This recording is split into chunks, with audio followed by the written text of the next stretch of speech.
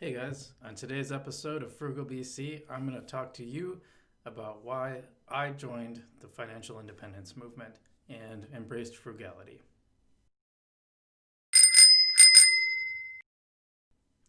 Hey guys, Frugal BC here, and today I just want to talk to you about why I am pursuing financial independence and why I embraced frugality. So, a lot of it has to do with me living in a situation that I didn't really like and not really having a lot of options. And another reason is that when I took my first full-time job after I finished college as an adult, I graduated with a 4-year degree when I was 30 years old.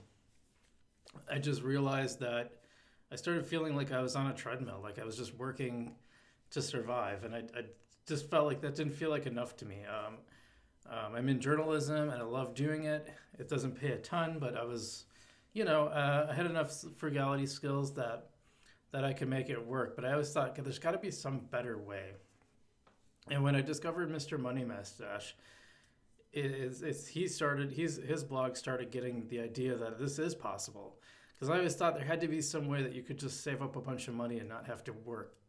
But what I didn't realize is that there was a certain level that if you got to it, and it's not as nearly as high as a lot of people think. Check out my video on the 4% rule if you want to find out more about that. So I had this in the back of my head, and then when I moved back to my hometown, I think things started, I kind of went back to it because I was I had a job that I liked. It was paying a lot better than my other job, but it still wasn't enough, and I still felt like it was just working to survive, and I wanted to do more than that. Even though I liked my job, I still didn't like the idea that I was stuck on someone else's schedule. I was stuck doing someone else's bidding, and I was at the whims of the company. I wanted the freedom to be able to step away if I needed to, and I wanted that if I was to lose my job, that it wouldn't be catastrophic.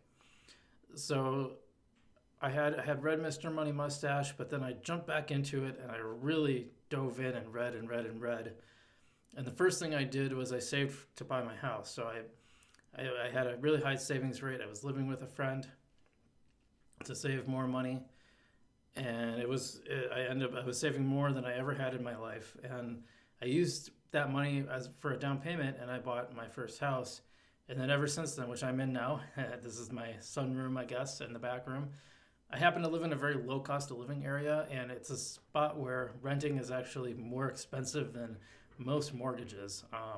For what I'm paying for my mortgage, and this is on a 20-year mortgage, I would get like a really terrible apartment. In fact, I had that apartment. I had that terrible apartment.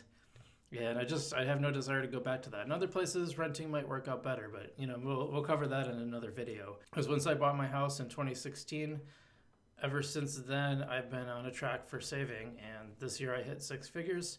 Actually, the end of last year, I hit six figures, and I'm really excited to see where this goes. I feel like I have options. Once you get that money, it really makes you feel like you have somewhere to go. You have some runway, and that's a good feeling. It gives you the feeling like you have options. I don't know how else to say it. That's why I'm on this financial independence journey, and that's why I want to share it with others, because this stuff can really help you. It makes a huge difference. Even now, I'm not financially independent, but I have enough that I feel comfortable if something were to happen. So that freedom starts coming before you even get to the financial independence actual number, which as you remember, 25 times your annual spending, that's your target number. And once you hit that target number, you can withdraw 4% of that portfolio per year, which is 1 year of spending every year, and your portfolio, generally speaking, will stay intact. Hey, that's it for this time. Make sure you hit the like and subscribe button. It really helps us out a lot, helps show it to other people, and that way you can keep up with future videos. So I'll see you next time.